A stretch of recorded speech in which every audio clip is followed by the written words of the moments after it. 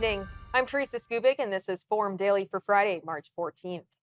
Mark Carney was sworn in as Canada's 24th Prime Minister this morning at Rideau Hall in Ottawa, where his new cabinet was also revealed. The Liberal Party's new leader officially took over from outgoing Prime Minister Justin Trudeau, who formally resigned ahead of today's ceremony. I, Mark Carney, do solemnly and sincerely swear that I shall be a true and faithful servant to His Majesty King Charles III as a member of His Majesty's Privy Council for Canada. I will, in all things, to be treated, debated, and resolved in Privy Council, faithfully, honestly, and truly declare my mind and my opinion. I shall keep secret all matters committed and revealed to me in this capacity, or that shall be secretly treated of in Council. Generally, in all things I shall do as a faithful and true servant ought to do for His Majesty. I, Mark Carney, do solemnly and sincerely promise and swear that I will truly and faithfully, and to the best of my skill and knowledge, execute the powers and trust reposed in me as Prime Minister.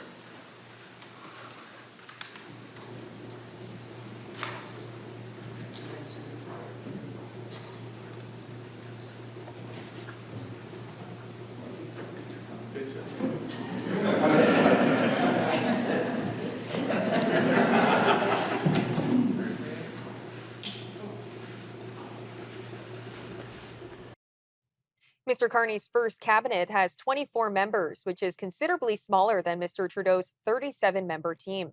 And after being sworn in, Prime Minister Carney spoke on the readiness of his smaller cabinet. Canada's new government is changing how we work so we can deliver better results faster to all Canadians. We have new ministers with new ideas, ready to respond to new threats and to seize new opportunities. Canada's new government is focused on the things that matter most to Canadians: growing more higher-paying jobs, improving affordability, and making Canada more secure.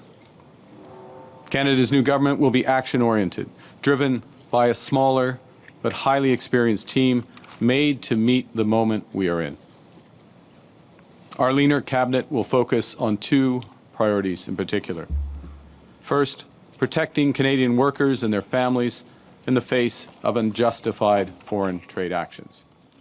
And second, growing this great country by putting more money in Canadians' pockets, by ensuring that government spends less so Canada can invest more, by building millions of homes, by making Canada a superpower in both conventional and clean energies, by creating new trade corridors with reliable partners, and by forging one Canadian economy out of 13. We will relentlessly pursue this positive agenda because Canadians know that negativity isn't strength. But before Mark Carney was sworn in, Saskatchewan Premier Scott Moe was on the offensive, criticizing Mr. Carney for his first planned trip to Europe. Premier Moe, whose province is heavily impacted by the trade war between the United States and China, urged Mr. Carney to reconsider. I noticed this morning already that his first planned international visit is to the European Union. Not good, and not good. We don't have a trade war with the European Union today. We are in the midst of a trade war with the United States of America and China, the two largest economies in the world and our two largest export markets and trading partners. To choose to go to the European Union is beyond what I could understand as being in any way impactful or representing Canadians. And so I would ask Mr. Carney to reconsider that.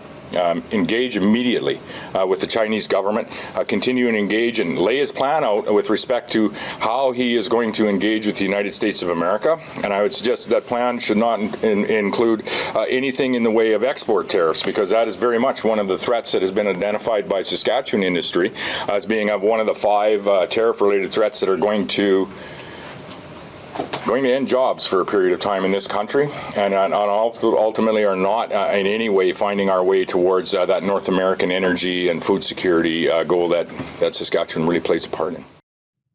Foreign Affairs Minister Melanie Joly was asked about Mr. Carney's decision to travel to Europe, and she emphasized that Canada wants to foster new partnerships in the world. I won't speculate on what will be the agenda of the Prime Minister designate. Today's a big day. It's the swearing-in ceremony, so it's his day.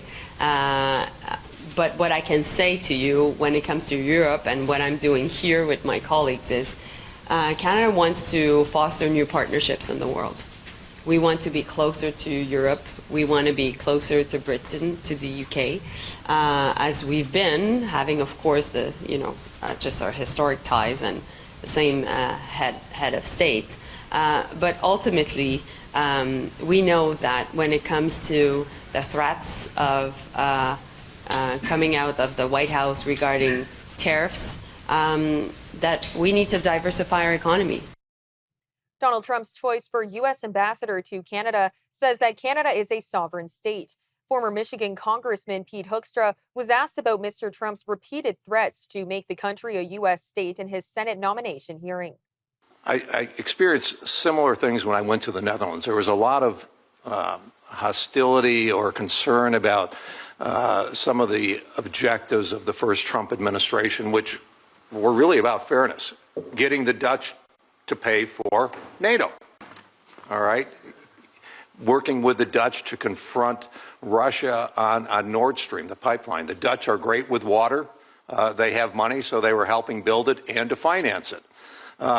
And what we really spent a tremendous amount of time on is focusing on the strength of the relationship between our two countries. Your state, my state. We have thousands of people, thousands of businesses that rely on this relationship, and they just, they see what's going on at 30,000 feet, but they got to go to work every day, and they need to make this work. We have cooperated with Canada on so many things. In Michigan, it's the Great Lakes. That's important to us. It's trade. It's business. My experience on the Intel Committee, it is about NATO and those types of things. Canada's part of Five Eyes. So we have a great history of working together, and we know how to make this work. We now have to make and take that and say, we know how to make this work. Now let's do it and apply our experience to the priorities that the president has outlined. Freer, fairer trade, so that we can actually grow the business relationship between Canada. When asked about whether a joke about annexation is ever appropriate, Mr. Hoekstra said that he could not comment on the president's relationship with Justin Trudeau. Canada is a sovereign state, yes. How the president and the relationship between the former prime minister in Canada, the characteristics and nature of that relationship, I don't know. Okay, I view as a positive, sir, that we have a new prime minister in Canada. Yes. Mr. Hoekstra could become the top American diplomat in Ottawa if confirmed, amid a trade war with retaliatory tariffs being announced almost daily. And Melanie Joly insisted on Friday that Canada's sovereignty is not up for debate. Ms. Joly made the remark at a press conference following the G7 foreign ministers meeting, where she spoke with U.S. Secretary of State Marco Rubio about the ongoing trade dispute. We had a very long conversation, the Secretary and I. I wanted to be able to have a frank conversation with him. Of course, Canada's sovereignty is not up for debate, and we had a long conversation on tariffs and trade. The approach when it comes to a relationship with the U.S., and through my conversation with the Secretary, was we will put maximum pressure on the Americans. And meanwhile, we'll work on finding off-ramps. Because we know ultimately at the end of the day, the Trump tariffs are going to hurt Americans. What I said to the Secretary is Canada's sovereignty is not up to debate, period. There's no argument, there's no conversation about it, there's no need to talk about it. You're here, you respect us, you respect our sovereignty, you're in our country, you respect our people, period. When asked if any of Canada's European allies would speak up against Mr. Trump regarding his annexation remarks, Ms. Joly said a lot of people actually thought it was a joke. The reaction of my colleagues coming from Europe was really about this absurd threat of annexation. Was really is that a joke? You know, is that my team is telling me that I should not comment on that because it's a joke. And I was saying, no, it's not a joke. It's not. This is a very serious threat. And you don't mess up with a country's sovereignty. We know that. We've seen that elsewhere in the world. Well, you just don't mess up with our sovereignty. And so you should ask that question to all of them today. We'll see how they answer. I'm quite positive that it will be in the interest of Canadians. When we return from the break, we'll have Doug Ford's comments following the meeting in Washington with U.S. Commerce Secretary Howard Lutnick. Thank you so much. We've had a very, very productive meeting, obviously a very long one too. We know that we're very close partners for many, many years. We want to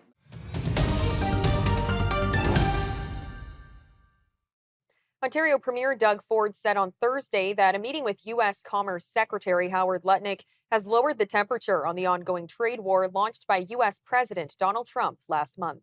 Thank you so much. We've had a very, very productive meeting, obviously a very long one too.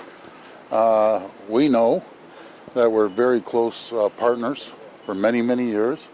We want to make sure we continue building on that relationship. We feel that the temperature is being lowered. We feel the temperature is being lowered. And we've also agreed that we're going to have another meeting next week. And I think it's going to be very productive as well. We want the best outcome for both countries. We're like a family. And sometimes there's tension between families, but that was an extremely productive meeting. And I just want to thank the Secretary for the opportunity to go in there and stay this long and communicate. We shared a tremendous amount of views back and forth. And I'm feeling very positive, and I just look forward to reaching out again next week. But this, I can honestly say, was the best meeting I've ever had coming down here. Why do you say that? Why? Well, because I feel and I keep saying we feel like the temperature's come down. How so, though? I'm not commenting on their behalf. We also know we're an extremely important trading partner. I'd say top tier in the world to the United States, and how we can continue working together to support each other. But there was no change to Mr. Trump's punishing tariffs that have thrown markets on both sides of the border into disarray and are forcing layoffs. And those layoffs have already started to hit Canada's steel plants amid U.S. tariffs. Roughly 30 people were let go permanently late last week at an Eastern Ontario steel plant, Iveco. The United Steelworkers Union says more than 120 people at the site received temporary one-week layoffs yesterday. The union also says 20 people in supervisory, office, and technical roles were given what appear to be temporary layoffs at Algoma Steel and Sault Ste. Marie last week. It's Friday, and for many Canadians, that might mean enjoying their favorite beer. And while most Canadians are now well aware of what products are impacted by the ongoing trade war, one industry, because it relies on aluminum, could be hit hard. We spoke with CJ Helly, president of Beer Canada, about how the beer industry is being impacted by tariffs. Canadian Brewers is really a Canadian industry, right, to its core. We source almost everything locally. Recent Oxford economic study quantified that 85% of the value that is being purchased by Canadian Brewers is being purchased from fellow Canadian business workers and farmers. But there are certain things that Canada does not make. And one of those critical elements is an intermediary product necessary to make a aluminum can. And as everybody knows, the Canadian beer market has evolved over time. We went from a predominantly refillable beer bottle market to a predominantly aluminum can market. Last year, about 85% of all packaged beer sold in Canada were sold in cans. Packaged beer just meaning beer excluding draft beer sold in bars and restaurants. So people are already surprised that we're being impacted by aluminum tariffs, given that we recognize Canada as a powerhouse in aluminum manufacturing, right? Canada produces some of the greenest, most cost-efficient aluminum in the world, but it's primary aluminum. And to make a beer can, you have to convert that primary aluminum into can sheets. and you need a rolling mill to convert primary aluminum into can sheets, and Canada does not have a single rolling mill. So what happens is a Canadian, mostly Quebec-based aluminum smelter ships primary aluminum to a U.S. rolling mill. And under the Trump administration's introduction of import tariffs on steel and aluminum, that primary aluminum will be subject to a 25% import tariff. It will be converted into a can sheet in the U.S. and then either shipped back to Canada as a can sheet to a can manufacturer to be converted into a can. And in fact, almost all the 355 ml cans that Canadian brewers use are made in Canada from Canadian can manufacturers. But the 473 ml can, which is colloquially called a tall boy, is typically made in the U.S. So whether it comes back as a can sheet or a finished can, Canada will impose a retaliatory tariff on the aluminum. So we will get hit twice. Once when the primary aluminum enters the U.S., another time when the can sheet or finished can comes back into Canada. So it's a very significant dollar amount, given that we use 3.7 billion cans a year in Canada for beer alone. We also spoke about the increase in costs and what that could mean for the overall price of beer and jobs in the industry. So it starts with the fact that Canadian beer is one of the most heavily taxed products in Canada, and beer in Canada is taxed amongst the various highest in the world, certainly the highest in the G7. So you start off with the fact that on average in Canada, just under 50% of the retail price of beer are taxes. What that means is that we have very little flexibility, fiscal room in economics terms about dealing with rising input costs. And so in the last, let's say 3 years, brewers have been impacted by significant labor cost increases, primary grains increases. So we talked about in the past, barley prices spiking, and packaging costs, transportation costs, all those things. And these are all happening in the midst of a consumer affordability crisis and a struggling hospitality sector. So that meant that brewers were very reticent about passing on immediately all those market-based cost increases into the price of the product. They thought we will roll them out slowly in digestible pieces, and over time try to recoup and recover margin lost in that interim period. As you know, throughout this whole period, we've been faced with annual adjustments to federal beer taxes, hikes every year since 2017, even through the worst of the COVID, through this huge inflation spike. And so it's just put such tremendous cost pressure on brewers, all operating in a relatively soft consumer market.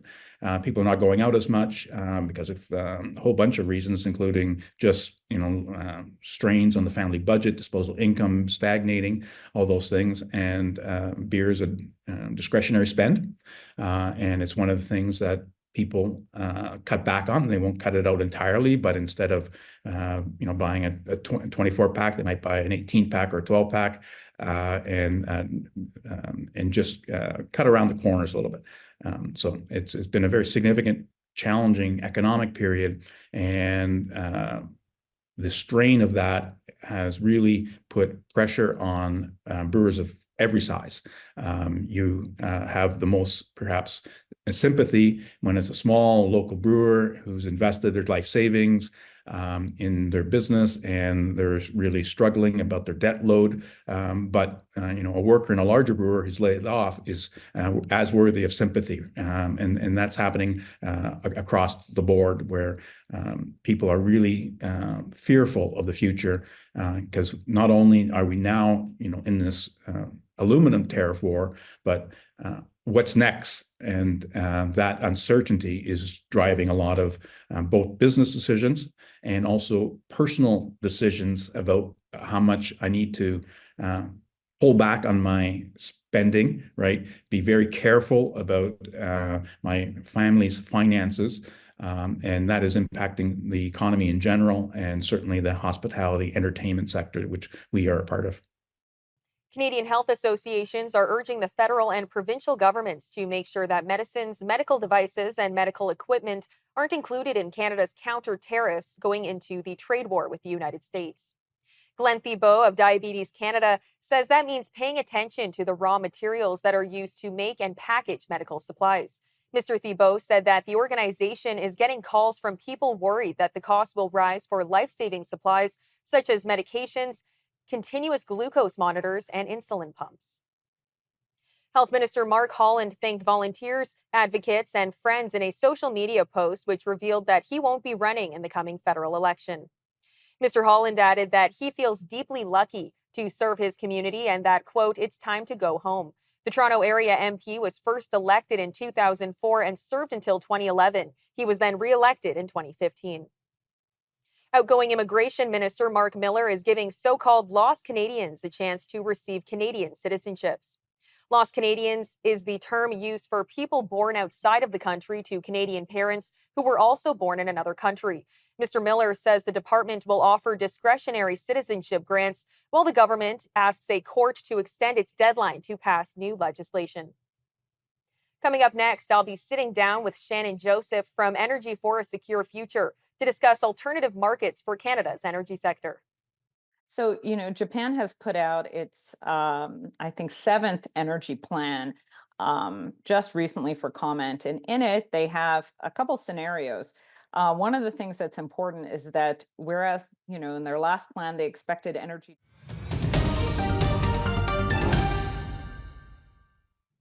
British Columbia's government wants to give cabinet broad-reaching emergency powers to deal with U.S. tariff threats. Premier David Eby says that the new law will allow the government to be nimble as it responds to what he calls the human-caused disaster from the U.S. We can never leave ourselves again to be in the position of being at the whim of one person in the White House. We have to move faster, and we have to be incredibly nimble to respond to the escalating situation. So the legislation that we introduced does those things. It gives us a new tool to respond to the threat of a 25% across-the-board tariff against Canadians and against British Columbians by allowing government to impose tolls on commercial vehicles bringing goods from Washington State through to Alaska. It allows us to ensure we're buying BC and Canadian products, and products, frankly, and services from anywhere else except from the United States for our core government purchases. This reflects about $600 million in annual purchasing, at least. And this gives us the legal authority to direct the Crown corporations and health authorities and all of government to prefer products not from the U.S. and to buy Canadian products. And the third piece that this does is that it gives us the tools to respond in real time to executive orders that target Canada, that target British Columbia. I wish I could say we could predict what the president is going to do next, but I don't think anyone can predict that. I'm not even sure the president can predict what he's going to do next. And so we need to have the tools in place to be able to respond quickly. This is a significant piece of legislation in that it gives regulation-making authority to government that does not require it to go through the legislature immediately. The EU's foreign policy chief says trade wars between Canada and other Western countries only serve to benefit China. We are not interested in trade wars. There are no winners in trade wars. Who is laughing on the side or looking at the side is China, who is really benefiting from, U.S. having a trade war with Europe. But it is also clear that if these tariffs are put on us, then we are also defending our interests. But like I say, in the end, eventually the consumers get to pay higher prices, and that is not in the interest of anybody. So we really really try to avoid these things, but of course we see this news coming all the time. I think right now it's important to keep cool heads because we see the statements, and then what really matters is the actual steps, the legal acts that are done, and then we are also ready to react. Kaya Kallas told the Canadian press that U.S. tariffs will harm integrated economies while allowing Beijing to take more market share. She warns that if countries are not clear-eyed about working with those who share their common values, they risk undermining the global order on preserving borders. Donald Trump's tariffs and continued threats have put additional pressure on Canada's energy sector to look for other markets beyond the United States. But that isn't an easy task, especially given the roadblocks Canada has faced when trying to build infrastructure to transport oil and gas across the country and to both the Pacific and Atlantic Oceans. Several countries in Europe have expressed interest in Canada's liquefied natural gas, and so has Japan. Our next guest, Shannon Joseph from Energy for a Secure Future, has just returned from Japan on a trade mission and joins us now to discuss where else Canada can export to. Shannon, thank you for the time. Thank you. Now, you've noted that Canada has had a limited conversation on these large energy issues over the last 10 years. Now, with the trade war with the United States, have we essentially walked right into a dependency trap where we really only have one market to export to? Well, I wouldn't call it a dependency trap. I think our relationship with the United States on energy is an important one that we want to continue to grow. But I think it's highlighted that Canada has not built the infrastructure we need to access other markets. And this is just a disadvantage to us and hopefully something we will fix. Now, you've recently come back from Japan. How much energy does a country like Japan need? And what would be needed for Canadian energy to fill that void? So, Japan has put out its, I think, seventh energy plan just recently for comment. And in it, they have a couple scenarios. One of the things that's important is that whereas, in their last plan, they expected energy demand to grow by 7%, now it could grow up to 20%. And this has a lot of implications in terms of how they're going to meet that demand because they don't have a lot of domestic sources of energy.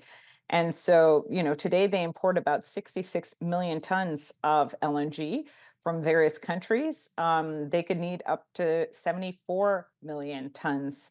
And, where are they going to get that extra, 8 million tons from? Canada should be part of that. And I just add that Japan's not the only country in that region that needs energy. South Korea does, Taiwan does, Vietnam, Philippines. There's lots of countries looking at how to meet their growing need for energy, and they're looking at LNG as a solution and Canada as a supplier. And on the other side of the country, what is needed for Canada to be able to supply energy to Europe? It's very interesting. There were a lot of potential kind of conversations around how to get gas to the Atlantic coast. One of the easiest or best ways could have been the LNG Saguenay project that was happening in Quebec and ended up not moving forward. That is a great project. A lot of the pipeline needed for that project was built. The other thing, of course, is that Quebec has a lot of its own domestic sources of gas, as does New Brunswick. And so I think there's a conversation to have in both of those provinces about developing that resource and then building the export infrastructure. We wouldn't need a pipe across the country. We actually have a lot of resource in Canada, and it's well located for Europe if we wanted to play that role. And a lot of these big energy projects are often described as being at odds with Indigenous communities. Would you say that that's accurate? That's not, I think that's dated information if it were ever true. Today, Indigenous peoples are owners. When we look at all the projects on the west coast of Canada, they're owners in the pipeline, they're owners in the upstream assets and receive benefits from those places where the gas is actually produced. And then they are now major partners in LNG Canada. Haisla Nation is now the majority owner in the Cedar LNG project, which was greenlit for construction. And the other big project that's on the way is the Silicims LNG project up the coast. And I would also add Wood Fiber LNG, which is also under construction, went through an environmental assessment done by the Squamish First Nation, who are supporting the project's advancement. So the idea that Indigenous people are against this industry is just wrong. And for many of these nations, their involvement in these projects have helped to create jobs, enable home ownership, and all kinds of really important things for those nations that has not been possible before. And what are ways to break that narrative that Indigenous communities are against the development of these pipelines and things like that? Because right now there is, as you just corrected me, a misconception. There is a misconception, and I think, the leaders from those nations have been doing a lot of work to be heard. They're talking on the news, they're going on trade missions to Asia. They're taking the opportunities they can to tell their story. And I think it's important to have more and more of those opportunities be created. Sure, I think there'll always be disagreement too. There'll always be people who come up and say, I'm Indigenous and I oppose this. And I think what's important to remember is just like any other people, there's going to be differences of opinion. The leaders in these nations are really trying to carve a path to prosperity. And that's an important story for Canadians to know and frankly to be proud of. And if the trade war doesn't end, at least while Trump is president, how can the industry manage? Well, I guess I'm optimistic that the trade war will end. Industry continues to export energy to the United States because we remain a really important source of both oil and natural gas for the US, including the US's shipping of LNG to Europe. So Canada is already part of kind of delivering energy security to Europe through the US Gulf Coast. I think it's incumbent upon us to think about what kind of future do we want? What role does Canada want to play in the world? If we have all these countries, not just in Asia, but in Europe, looking to us as an energy partner, how are we going to fulfill that, independent of whatever the US is doing? And I think that's the conversation that's finally started to happen and that needs to lead to action. And what about the emissions cap? There's a big feud going on right now between Minister Wilkinson and the PBO on this. Does Canada need to rethink the emissions cap?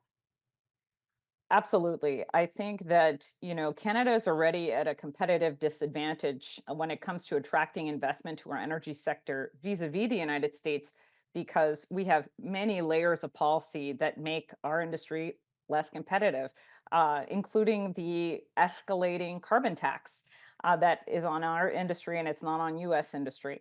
I think that's level one. We already have competitiveness issues that we don't want to compound with another policy. I think the other issue is that there are real problems with the way the policy is designed. And the first one being that there's all kinds of assumptions around production in that policy. And to take natural gas as an example, and this is important for BC, the policy assumes that between 2019 and 2030, the natural gas production can grow 5%, and then there will be a corresponding emissions growth. But natural gas production in BC has already grown 22%, and we have not yet started to export gas through LNG Canada, which is going to have its first Shannon, shipments. I'm sorry, I do have to interrupt you. We have run out of time, but thank you so much. Thank you. We're now going to throw it to Dan McTeague, president of Canadians for Affordable Energy, to see what's happening at the pumps.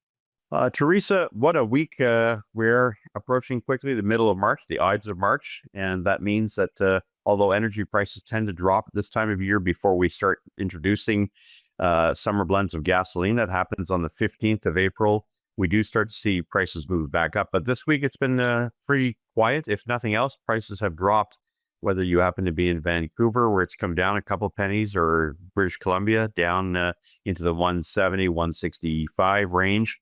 Vancouver, of course, remaining at $1.82 to $1.83. Alberta, much of it is $1.33 to $1.38. Saskatchewan never moves, holds at about $1.48 on average. Manitoba back in the 146 range. And of course, for Ontario, as high as $1.57, but down to $1.52, 51. And many gas stations are shedding their retail margins. What it takes for them to operate, they're willing to give away and get their refiners or the suppliers to drop another 3 cents. So I'm seeing some as low as $1.40, some as high as $1.51, but that's really the price range. And there is no change in the markets. It has a lot to do with what I call gas bar shenanigans. That's where gas stations, start high in the morning and then drop it as much as 8 or 9 cents a liter throughout the day. I guess that they make it up both in terms of the cost of premium gasoline, as well as beef jerky and coffee and whatever you're buying in store. That's really how they make up their money these days. These are no longer gas stations. They're really small C or sometimes large C convenience stores. Quebec, usually about 10 cents a liter less than Ontario. So you're looking at about $1.61, $1.62. It's Montreal, Quebec City. And of course, in the Maritimes, they've seen a bit of decrease, not just in terms of gas prices by about 3 cents a liter, but also about 4.5 cents a liter on the diesel side, except for Prince Edward Island. For some reason, the price didn't move there, but regulators decide they want prices to go up or down. They can ignore the markets as they do in Prince Edward Island. So if you're in PEI and you saw no gas price decrease, you're being ripped off. But that's, of course, because people have this sense of security. They need a security blanket when it comes to telling what gas prices should be, rather than the markets where everybody else is enjoying lower prices, except folks out in the Atlantic provinces who tend to get fleeced quite frequently as a result of bureaucrats who've decided that they can create an artificial world of gas prices. I'm not being tongue-in-cheek. I really mean this. The past several years, gas price prediction has been around for a long time. There is really no need for regulated prices in Canada. If you think it gives you a sense of security, well, join the other socialist comedians out there that believe that governments can do much better doing just about everything for us. Nevertheless, speaking of government, we're talking about a new government in Canada, the Mark Carney government. Of course, not elected by the public. We'll look to see if he has the courage to call an election. Good thing is that we'll be seeing a lot more attention given to the damage and the musings that Mark Carney has made around the world in the United States and Canada about his belief that the price of energy, especially fossil fuels, is way too low. It should be much higher. To get that, he was good with blocking pipelines, divesting and ensuring financial institutions carried some sustainability creds with them so they wouldn't lend to oil and gas. And that, of course, costs you and I a lot more in terms of gasoline. By the way, I hear rumors that he wants to get rid of the gas tax and carbon tax on the consumer side. Well, that means apart from the nonsense about rebates, which is always less than what you pay for, considering that it cascades through the economy, he's suggesting somehow that he can apply it to business and to polluters. By the way, CO2 is not a pollution. Anybody who believes that is either a faux scientist or just a really a false prophet. But that aside, we know where Mark Carney stands. We know what he's done in the past. His record has to come out. And of course, if he does decide to get rid of the carbon tax, that'll mean about a 20 cent a liter decrease for gasoline, and it would mean about a 24 cent a liter decrease for diesel. I don't think it's going to happen. They're going to apply it to refiners. And like we're seeing with the clean fuel standard, the second carbon tax, which no one talks about, it's already costing 20 cents a liter in British Columbia. It's costing about 7 or 8 cents a liter for diesel from Alberta, Saskatchewan, Manitoba, Ontario, Quebec, and the Maritimes. And a lot of people don't know that. But that's about 5 cents a liter on average for the rest of the country on gasoline, and it's about to go to 20 cents a liter. So 2030 isn't far around the road down the road. As I said, it's the middle part of April. Two things are going to happen on April 1st. We're likely to see that 4 cent increase in the carbon taxes, which you voted for in 2021 and 2019, and of course we're going to see the same increase on April 15th, which is switch over from winter to summer gasoline. So we're about 4 weeks, summer to winter gasoline, I should say, which is about 4 weeks away. That's about a 5 or 6 cent increase. That's because it costs more to produce the summer blend that is resistant to evaporation and creating all sorts of true environmental damage, not the climate nonsense that they keep talking about. We've been doing this about 40 years. So that tends to mean that the price of gasoline, no matter what, will be up over 10 cents a liter. Of course, we have to know that tariffs are also another factor, and that as long as there's this volatility about whether or not there's going to be tariffs in Canada, United States, around the world, seems President Trump does what he did in 2016 to 2019, which is to threaten certain things, and that causes markets to go up and down. Sooner or later, they're going to stop paying attention because, frankly, it's a little bit like the boy cried wolf. You know, tariffs one day, off the next, on the next, off the next. We can't continue to live this way. Regardless of the politics of it all, the reality is it's making it very, very comfortable for markets to drop prices, and that's probably a good thing for consumers in the short term. We'll see if sooner or later we have a government that actually eliminates net zero policies, not just carbon taxes, because carbon taxes is the low-hanging fruit. If that happens, then I think we're looking at substantial decreases in the price of gasoline as on an average of about 20 cents a liter. And you know what?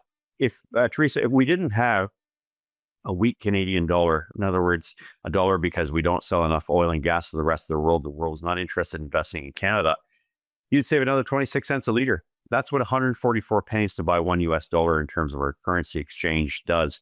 It adds the cost of everything. In the case of gasoline, it's very quantifiable. It's 26 cents a liter. So imagine if we had a government that was a little bit more closer to reality, didn't take the position of there's no business case, wasn't involved in climate kookery, where you basically go around trying to block the very resources the country needs and to sell to the world. Gas would be about 45, 50 cents a liter. So that's what this is all about. Canadians can choose to have the old game of higher prices, or they can choose a new path with a new government that says no to net zero. And that's hopefully what we're going to be looking for in the next month or so with the federal election that's just around the corner. Foreign Affairs Minister Melanie Joly says all G7 foreign ministers agree with the U.S. proposal for a ceasefire between Ukraine and Russia in a war that started more than 3 years ago. Speaking to reporters on the heels of the G7 foreign ministers meeting, Ms. Joly says they will now look for Russia's reaction on the matter. All G7 foreign ministers agree with the U.S. proposal of a ceasefire that is supported by Ukrainians, and we are now studying and looking at the Russian reaction. So ultimately, the ball is now in Russia's court when it comes to Ukraine. I think we're on track to have a strong statement. I'm confident that that can be the case. It is normal in every G7 that there are negotiations until late in the night. And actually, I think our political directors were really happy because they went to bed earlier. So I think we're on track. Joly hosted this week's meeting with her counterparts from the U.S., Europe, and Japan in Quebec. Hamas has agreed to release a U.S.-Israeli hostage along with the bodies of 4 other dual nationals taken on October 7th, 2023. The announcement comes as talks continue in Qatar to try and broker the next stage of the Israel-Hamas ceasefire that paused the war in the Gaza Strip in January. The militant group didn't say when soldier Idon Alexander and the remains would be released, and it's not clear which parties took part in negotiating the deal behind it. Ontario is seeing a massive surge in measles cases, which is part of an ongoing outbreak in the province. Public Health Ontario says there have been 372 total cases since late October. That includes a jump of 195 cases since the agency's last report last month. The agency described the latest numbers as a sharp increase, relating the highly infectious disease's quick spread to unimmunized children and teens. A volcano near Alaska's largest city is showing new signs that it could erupt soon.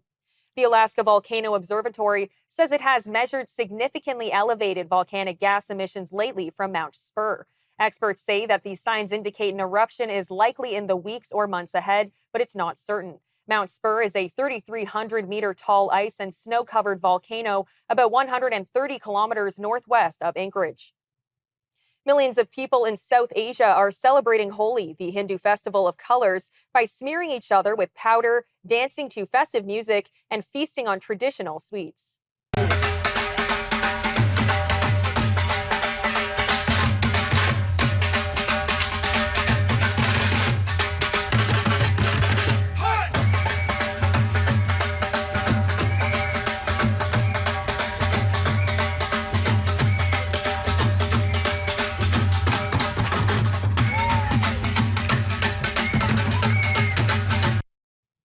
Across India and Nepal, people dressed in all white clothes are celebrating the festival by hurling brightly colored powder at each other. The Spring Festival signifies the end of winter and the triumph of good over evil. I'm Teresa Skubic, and that'll do it for your look at national and international news for today. For more news on demand, you can always visit our website at forumdailynews.ca. Good night, Canada.